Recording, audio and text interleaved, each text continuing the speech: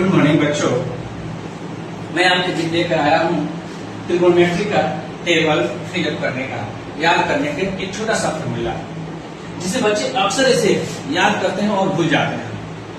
आज मैं उसे एक इस तरह का बेहतरीन तरीका देने का प्रयास करूंगा जिससे वो अपने लाइफ में कभी इसे नहीं भूल पाएंगे।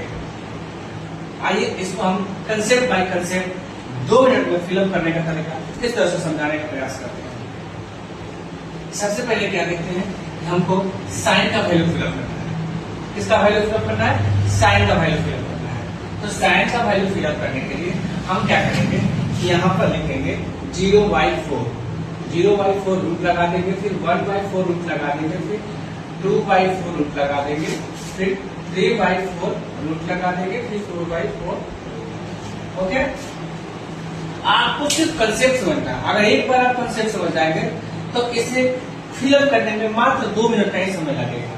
तो सबसे पहले मैंने क्या किया कि 0/4, 1/4, 2/4, 3/4, 4/4 कर दिए और सर पर क्या लगा दिया? रूट लगा दिए। तो अब देखिए 0 नंबर में 0 में 4 से डिवाइड करिएगा, यानी 0 में किसी भी नंबर से डिवाइड कीजिएगा तो क्या होगा? 0, और 0 का रूट क्या हो जाएगा? तो 0। देखिए कितना सिंपल सा है। ठीक है, अब यहाँ पर देखिए 1 का स्क्वायर कितना होता है? 1, और 4 का स्क्वायर 2, इसका हो जाएगा 1/2। इसको क्या करेंगे? सबसे पहले इसे क्रॉस कर देते हैं। 2 × 2 = 4, 1/2। तो 1 का स्क्वायर होता है, 1 का रूट तो नहीं होगा, तो 1 होगा, सॉरी 1, और 2 का रूट नहीं निकलेगा तो इसको रूट में ही रहने देंगे 1/2। अब इसका देखिए रूट 3/4 का, तो 3 का रूट क्या होता है? √3, और 4 का रूट क्या होता है? 2, तो हो जाएगा √3/2, और ये 4 से 4 क्रॉस हो जाएगा 1 के रूट। देखिए आप इसको फिलअप इस तरह से अगर कंसेप्ट को समझ जाते हैं, एक बार कंसेप्ट को समझ जाएंगे तो इसको फिलअप करने में आपको कोई भी परेशानी नहीं होगी। ठीक है, तो हम पहला कंसेप्ट को समझे और इसको फिलअप करें। याद करने की कोई जरूरत नहीं है, आप प्रैक्टिस कीजिए और इसको फिलअप कर सकते हैं। सिर्फ आप कंसेप्ट को समझने का प्रयास कीजिएगा तो। ठीक है, अब देखिए अब एक फॉर्मूला आप पीछे पढ़े होंगे कि sine 90 degree minus theta equal to cos theta. ठीक है, तो आप बताइए, मान लीजिए हम यहां लिखते हैं साइन 90 माइनस इस डिग्री, तो क्या होगा? कॉस 30 डिग्री, यानी कॉस 30 का मान 30 में कितना ऐड करेंगे कि 60 हो जाएगा, 90 हो जाएगा, सॉरी 90। तो यानी साइन 0 का मान है, कॉस 0 का मान, सॉरी कॉस 0 का मान आपको फिलअप करना है। ठीक है, तो 0 में आप कितना ऐड कीजिएगा, कितना जोड़िएगा कि वो 90 हो जाएगा, तो 90। समझ में आ गया? तो हमको किसका फिलअप करना है? cos 0 का मान। तो 0 में हम देख रहे हैं कि 90 को ऐड करेंगे तो 90 हो जाएगा। इसका मतलब ये होगा कि ये 90 के बराबर होगा, यानी cos 0 का वैल्यू sin 90 का इक्वल होगा। तो यहाँ पर 1। अब आप हमको बताइए कि cos 30 का वैल्यू किसके इक्वल होगा? तो cos 30 का वैल्यू 30 में 60 ऐड करेंगे तो 90 हो जाएगा। इसका मतलब होगा कि cos 30 का वैल्यू sin 60 का इक्वल के बराबर होगा, यानी sin 60 का वैल्यू कितना हो जाएगा? cos 60 का वैल्यू सॉरी cos 30 का वैल्यू कितना हो जाएगा? तो √3/2 हो जाएगा। समझ में आ रहा है? अब cos 45 का मान, तो cos 45 में 45 ऐड कीजिएगा तो आपका 90 हो जाएगा। मतलब कि cos 45 का मान sin 45 के मान का बराबर होता है। तो sin 45 का मान कितना होता है? तो इसका भी समझ में आ गया। उसके बाद cos 60 का मान, तो 60 में कितना ऐड करेंगे? 90 आएगा। 60 में 30 ऐड करेंगे तो 90 आएगा। इसका मतलब हुआ कि cos 60 का वैल्यू sin 30 के बराबर होता है। तो sin 30 का वैल्यू होता है 1/2, यानी इसका वैल्यू होगा 1/2। ठीक है, और cos 90 का मान, तो cos 90 में कितना ऐड कीजिएगा तो 90 आ जाएगा, तो 0। इसका मतलब होगा कि cos 90 का वैल्यू sin 0 के बराबर होगा। ओके, फिर से इसका सेट को समझते हैं। कहने का मतलब है कि sin 90 minus theta equal to होता है cos थीटा, यानी अगर हम यदि ये बोले कि sin 90 minus theta equal to क्या? तो cos 30 degree. cos 30 degree, sin 90 minus 30 equal to cos 30। यानी हम कह सकते हैं कि cos 30 का वैल्यू जो होगा वो sin 60 के बराबर होगा। तो cos 60 का वैल्यू cos 60 का मान किसके बराबर होगा? तो sin 30 के बराबर होगा। और cos 90 का मान किसके बराबर होगा? तो cos 90 का मान sin 0 के बराबर होगा। क्योंकि दोनों को ऐड करेंगे तो क्या आना चाहिए? 90 आना चाहिए। इस तरह से हम इसकी कंसेप्ट से इसको और इस कंसेप्ट से इसको, यहाँ से आपको एक डबल फॉर्मूला, ये भी आपको फॉर्मूला याद हो जाएगा। इसका नेक्स्ट फॉर्मूला आप देखे होंगे, नहीं देखे होंगे तो आपको अगले क्लास में इस फॉर्मूला को बताएंगे। इसके आगे जो भी फॉर्मूला आता है या पीछे जो भी फॉर्मूला आता है उसको किस तरह से सॉल्व करते हैं।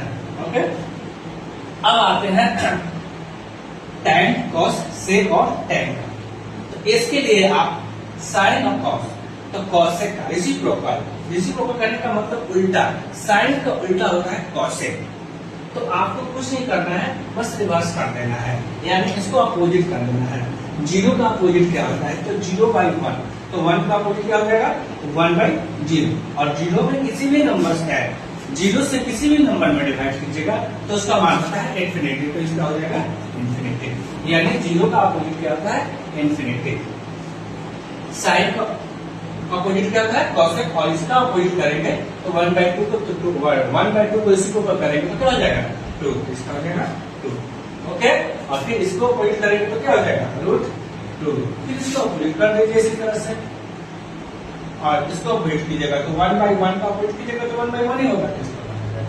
देखिए कितने मजेदार तरीके से हम cosec का भी मान निकाल दिए, क्योंकि sin का अपोजिट क्या होता है? cosec होता है। ठीक है, अब उसकी तरह से हम sec का निकालेंगे। तो sec का क्या होता है कि cos का अपोजिट होता है। तो जिस तरह से हम sin का अपोजिट करके cosec का निकाल दिए, उसी तरह से हम cos का अपोजिट करके sec का निकालेंगे। यानी 1 का अपोजिट क्या होता है? 1, तो इसका 1 हो जाएगा। इसका अपोजिट क्या करेंगे? इसको अपोजिट कर दीजिए, सिंपल सा। फिर इसको अपोजिट कर दीजिए, √2 का अपोजिट कीजिएगा √2, फिर इसको अपोजिट कर दीजिएगा, कितना हो जाएगा? 2, और 0 का अपोजिट कीजिएगा तो आगे समझ में। तो इस तरह से आप इसका भी काम कर लिए। अब रह गया कि ये tan का और cot का मान कितना होगा। तो इसके लिए भी आपको यही थोड़ा सा दिमाग लगाना है कि एक फॉर्मूला क्या होता है कि tan थीटा बराबर इक्वल टू होता है sin theta equal to cos theta. ठीक है, तो अब ये देखिए sin theta by cos theta, तो 0/1। तो जब 0/1 करेंगे तो 0 को इस 1 से डिवाइड करेंगे तो क्या आएगा? 0। जब 0 में किसी भी नंबर से डिवाइड करते हैं तो 0 होता है, और जिस नंबर में 0 से डिवाइड करते हैं तो उसका मान इंफिनिटी होता है। जैसे कि यहाँ दिया गया 1/0, तो 0 को डिवाइड करेंगे तो इसका मान इंफिनिटी हो जाएगा। ओके, अब इसको देखिए, तो ये देखिए कितना बटा कितना हो गया, तो इससे कट जाएगा, 2 कट गया तो 1/3, 1/3। ओके, फिर इसमें देखिए ये सेम है तो सेम कट जाएगा तो इसका मान हो जाएगा 1। फिर इसमें देखिए ये √3/2 और 1/2, तो ये 2 से 2 कट जाएगा तो ये हो जाएगा √3। ओके, नहीं समझ में आ रहा? नहीं समझ में आ रहा तो हम आपको नेक्स्ट थोड़ा सा एक्सप्लेन कर देते हैं। जैसे कि मान लीजिए ये tan का हम ये हो गया √3/2 और ये हो गया 1/2। तो इसको हम ऐसे घटा सकते हैं या ऐसे कर सकते हैं। ये रिवर्स हो जाएगा तो 2 चल जाएगा ऊपर, ये 1 आगे। अब क्या करना है कि tan का अपोजिट क्या होता है? tan का अपोजिट होता है cot, तो cot को भी अपोजिट निकाल लीजिए। tan का 0 का अपोजिट क्या होता है? इंफिनिटी। इसका अपोजिट कर लीजिए √3, इसका अपोजिट 1, इसका 1/√3 और इसका। ओके, सिंपल सा। आप थोड़ा सा कंसेप्ट लगाइएगा तो इसको 2 मिनट में मैं आपको समझाने का प्रयास कर रहा हूँ, तो मेरा इतना समय लगा। अगर आप अपने हिसाब से इस कंसेप्ट को सिर्फ फिलअप कीजिएगा तो आपको 2 मिनट से ज्यादा नहीं लगेगा, ये मुझे पूर्ण विश्वास है।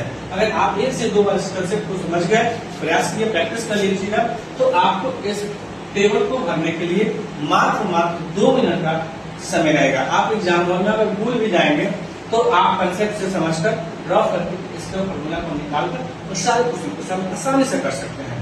ओके, अगर समझ में आ गया है तो लाइक शेयर कीजिए, कमेंट कीजिए। जहां भी अगर त्रुटि हो तो कमेंट के माध्यम से बताइए, मैं आपके समस्या प्रॉब्लम को सॉल्व करने